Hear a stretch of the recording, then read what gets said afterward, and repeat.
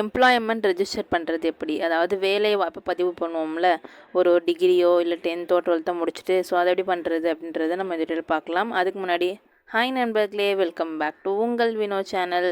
நம்ம வீடியோ நீங்கள் first time பார்க்குறீங்க அப்படின்னா மறக்காம சப்ஸ்கிரைப் பண்ணிட்டு பக்கத்தில் பெல் பட்டனே கிளிக் பண்ணி வச்சுக்கோங்க. அப்போ தான் நான் போகிற நோட்டிஃபிகேஷனில் காட்டும். உங்கள் டவுட்ஸ் இதெல்லாம் மறக்காம கமெண்ட்டில் சொல்லுங்கள். வாங்க வீடியோக்குள்ளே போகலாம். ஓகே, எம்ப்ளாய்மெண்ட் ரெஜிஸ்டர் பண்ணுறதுக்கு கூகுளில் போய்ட்டு எம்ப்ளாய்மெண்ட் ரெஜிஸ்ட்ரேஷன் அப்படின்னு சொல்லி நம்ம போட்டோம் அப்படின்னா ஃபஸ்ட்டே என்ன ஆகும், நம்மளுக்கு வந்துடும். ஸோ அந்த லிங்க் கிளிக் பண்ணி தான் நம்ம உள்ளே போய் நம்ம எம்ப்ளாய்மெண்ட் ரெஜிஸ்டர் பண்ண போகிறோம். ஸோ எம்ப்ளாய்மெண்ட் ரெஜிஸ்ட்ரேஷன் கூகுளில் போட்டாச்சு, ஃபஸ்ட்டில் லிங்க் வந்தாச்சு. அதை கிளிக் பண்ணி உள்ளே போனோம் அப்படின்னா ஒரு தனி டேப் ஓப்பன் ஆகும். ஸோ அது ஓப்பன் ஆனதுக்கப்புறமா என்ன பண்ணணும் அப்படின்னா, நீங்கள் இதில் ஆல்ரெடி அப்ளை பண்ணவங்களும் இருப்பீங்க, இல்லை ஃபர்ஸ்ட் டைம் அப்ளை பண்ண போகிறீங்க அப்படின்னு இருக்கும். ஸோ நீங்கள் ஆல்ரெடி அப்ளை பண்ணி வச்சுருந்தீங்கன்னா அந்த லாகின் அதில் போய்ட்டு உங்கள் யூசர் ஐடி பாஸ்வேர்ட் போட்டு நீங்கள் என்ன பண்ணலாம், லாகின் பண்ணிக்கலாம். அப்படி இல்லை நான் ஃபர்ஸ்ட் டைம் பண்ண போகிறேன் அப்படின்னா நீங்கள் என்ன பண்ணணும்னா இங்கே நியூ யூசர் அப்படின்னு தெரியுது பார்த்தீங்களா, அதை கிளிக் பண்ணுறோம். பண்ணதுக்கப்புறம் இந்த டேர்ம்ஸ் அண்ட் கண்டிஷன் நம்மளுக்கு ஓப்பன் ஆகுது. ஸோ அதை என்ன பண்ணிக்கிறோம், ஐ அக்ரி அப்படின்றத கொடுத்துட்டு உள்ளே போனோம் அப்படின்னா சில டீட்டெயில்ஸ் நம்மளோட கேட்கும். நேம், ஜெண்டரு, அதே மாதிரி உங்களோட யூசர் ஐடி நீங்கள் என்ன வைக்க போகிறீங்களோ அதை நீங்கள் கொடுத்துக்கலாம். பாஸ்வேர்டு என்ன அப்படின்றத கொடுக்கணும். அதேமாதிரி கன்ஃபார்ம் பாஸ்வேர்டு அப்படின்றது ரெண்டாவது கொடுத்துட்டு உங்கள் ஃபாதர் நேம், உங்கள் டேட் ஆஃப் பர்த், உங்களோட அட்ரஸ் ப்ரூஃபு, அப்புறம் அந்த ரெஃபரன்ஸ் நம்பர் அதில் தெரியுது பார்த்தீங்களா அந்த இமேஜில். ஸோ அதையும் நீங்கள் என்ன பண்ணிக்கணும், அதில் எழுதுகிற மாதிரி இருக்கும். அதே மாதிரி நீங்கள் என்ன அட்ரஸ் ப்ரூஃப் தெரியுங்களோ அதோட நம்பரும் என்ன பண்ணணும், அது கீழே எழுதுகிற மாதிரி இருக்கும். உங்கள் ஆதார் கார்டு நம்பரும் கொடுக்குற மாதிரி இருக்கும், மொபைல் நம்பர் கொடுக்குற மாதிரி இருக்கும். ஸோ இதெல்லாம் கொடுத்துட்டு நீங்கள் என்ன பண்ணணும், ஃபஸ்ட்டு ரெஜிஸ்டர் பண்ணணும். ஸோ எல்லாம் ஆல்ரெடி நான் ரெஜிஸ்டர் பண்ணி வச்சுருக்கேன் அப்படின்னா நீங்கள் என்ன பண்ணலாம், லாகின் ஐடி பாஸ்வேர்டை போட்டு நீங்கள் என்ன பண்ணிக்கலாம்.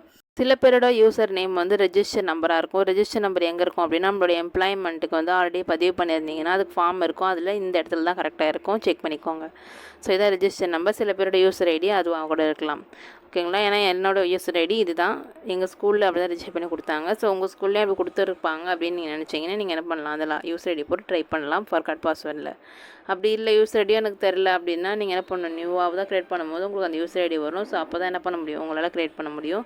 அதுக்கு நீங்கள் ஆல்ரெடி பண்ணி வச்சுருந்த ஃபார்ம் கண்டிப்பாக வேணும், ஓகேங்களா. இப்போ யூசர் ஐடி கொடுத்தாச்சு, பாஸ்வேர்டு என்டர் பண்ணிக்கலாம்.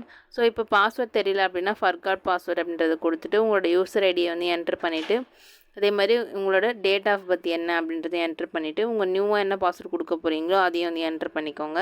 பண்ணிவிட்டு சேவ் கொடுத்தீங்கன்னா ஃபர்காட் பாஸ்வேர்டு கிடச்சிரும், நம்ம பாஸ்வேர்டு நம்ம போட்டுக்கலாம். அதேமாதிரி லாகின் ஐடி கொடுத்துட்டு பாஸ்வேர்டை என்டர் பண்ணிவிட்டு இப்போ லாகின் பண்ணிக்கலாம். ஸோ லாகின் பண்ணதுக்கப்புறமா நம்மளோட மெயின் ஹோம் பேஜ் வந்துடும்.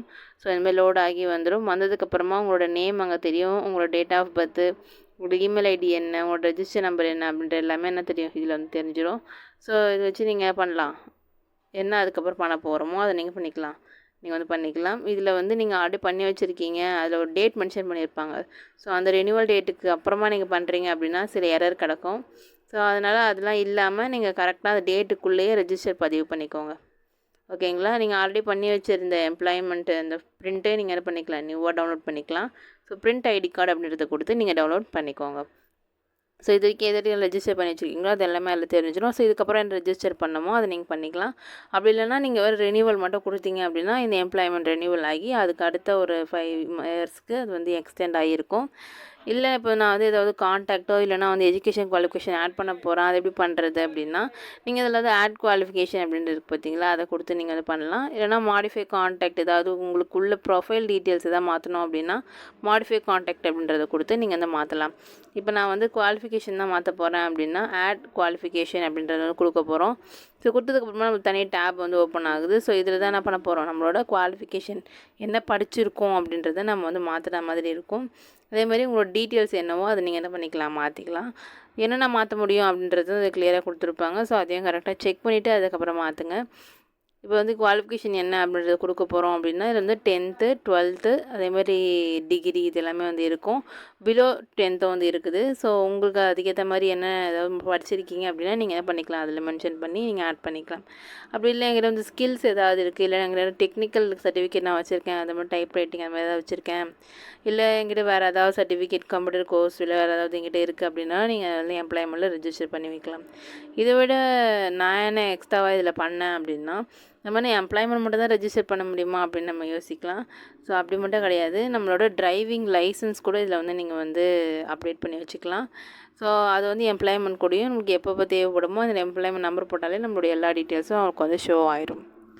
அப்புறம் ஸ்கில்ஸில் போய்ட்டு என்ன பண்ணலாம், 10th 12th அது எல்லாமே வந்து இருக்கா அப்படின்றத குவாலிஃபிகேஷன் டீட்டெயில்ஸ் வந்து செக் பண்ணிக்கிறோம். ஸோ எக்ஸ்ட்ராவாக இருந்ததுன்னா எக்ஸ்ட்ராவாக ஆட் பண்ணிக்கோங்க.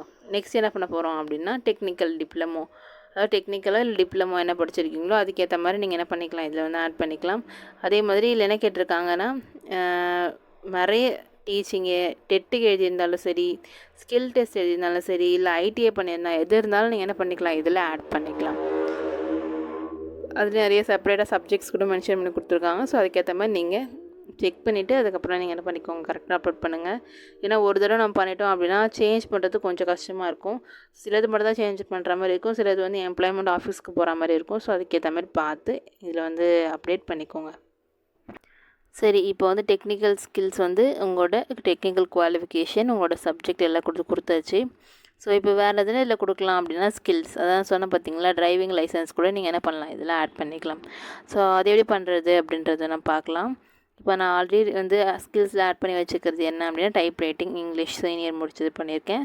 ஸோ அதே மாதிரி இப்போ டிரைவிங் இப்போ வந்து 4 வீலர் 2 வீலர் சேர்த்து வந்து வாங்கியிருக்கோம். ஸோ அதுக்கேற்ற மாதிரி நீங்கள் என்ன பண்ணுங்கள், செலக்ட் பண்ணி அந்த லைசன்ஸ்க்கான டீட்டெயில்ஸை ஆட் பண்ணுற மாதிரி இருக்கும். ஸோ டிரைவிங் அப்படின்றத போட்டுட்டு எல்எம்வி அப்படின்னு இருக்குது பார்த்தீங்களா, ஸோ அதை வந்து கொடுத்துக்குறோம்.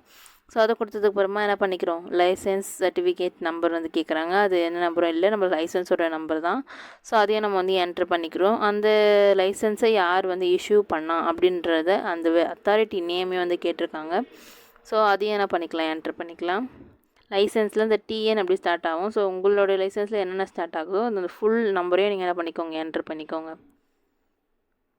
ஸோ இப்போ வந்து என்ட்ரு பண்ணி முடிச்சுட்டு நெக்ஸ்ட்டு இஷ்யூவிங் அத்தாரிட்டியும் அதிலே வந்து இருப்பாங்க. ஸோ உங்களோட டிரைவிங் லைசன்ஸை யார் வந்து இஷ்யூ பண்ணாங்க, எந்த அத்தாரிட்டி அப்படின்னு சொல்லி, ஸோ அதையே நீங்கள் என்ன பண்ணிக்கோங்க, உங்களோட டிரைவிங் லைசன்ஸை செக் பண்ணி எந்த அத்தாரிட்டி பண்ணியிருக்காங்களோ அதை செக் பண்ணிவிட்டு அதுக்கப்புறம் நீங்கள் என்ன பண்ணிக்கோங்க, இதில் அதை டைப் பண்ணிக்கோங்க. அதுக்கப்புறமா லைசன்ஸ் வேலிட் அப் டு அப்படின்னு சொல்லியிருக்காங்க. ஸோ இந்த லைசன்ஸ் எது வரைக்கும் வேலிட் அப்படின்னு சொல்லி, ஏன்னா லைசன்ஸ் கண்டிப்பாக ஒரு ரினியூவல் பண்ணி தான் ஆகணும். ஸோ அந்த ரினியூவல் டேட் எது அப்படின்றத பார்த்து அந்த வேலிட் அப் டு அப்படின்றத வந்து நீங்கள் என்ன பண்ணிக்கோங்க, என்டர் பண்ணிக்கோங்க. அதே மாதிரி எப்போ நீங்கள் ரெஜிஸ்டர் பண்ணீங்க அப்படின்ற டேட்டும் அதுவாகவே என்ன ஆகும், இல்லை ஷோ ஆகும். ஸோ அதை நீங்கள் என்டர் பண்ணணும் அப்படின்றது அவசியம் இல்லை. ஸோ இதெல்லாம் வந்து பண்ணி நீங்கள் என்ன பண்ணிக்கலாம், உங்களோட டிரைவிங் லைசன்ஸை நீங்கள் சேவ் பண்ணி வச்சுக்கலாம்.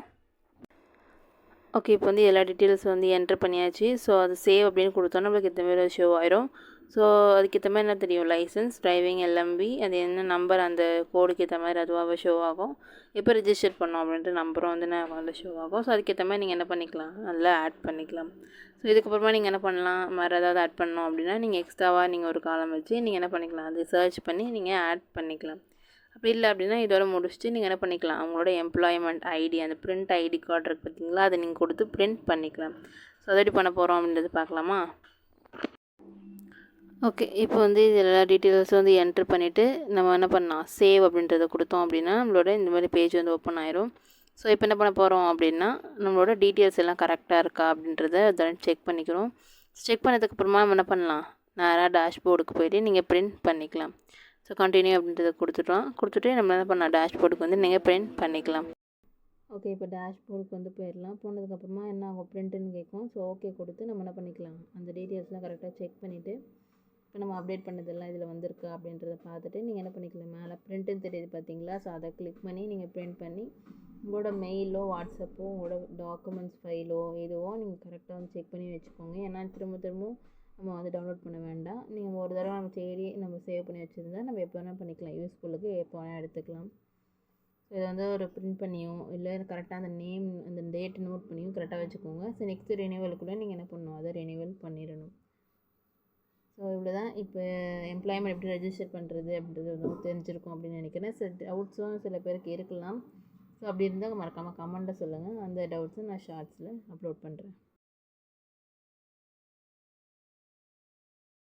உங்களுக்கும் இது யூஸ்ஃபுல்லாக இருந்தது அப்படின்னா மறக்காமல் லைக் பண்ணிவிட்டு நம்ம சேனலை சப்ஸ்கிரைப் பண்ணாமல் பார்த்துட்டு இருக்கீங்கன்னா மறக்காமல் சப்ஸ்கிரைப் பண்ணிக்கோங்க. உங்கள் ஃப்ரெண்ட்ஸ் அண்ட் ஃபேமிலிஸ்க்கும் இந்த வீடியோ யூஸ்ஃபுல்லாக இருக்கணும் அப்படின்னா மறக்காமல் ஷேர் பண்ணி விடுங்க.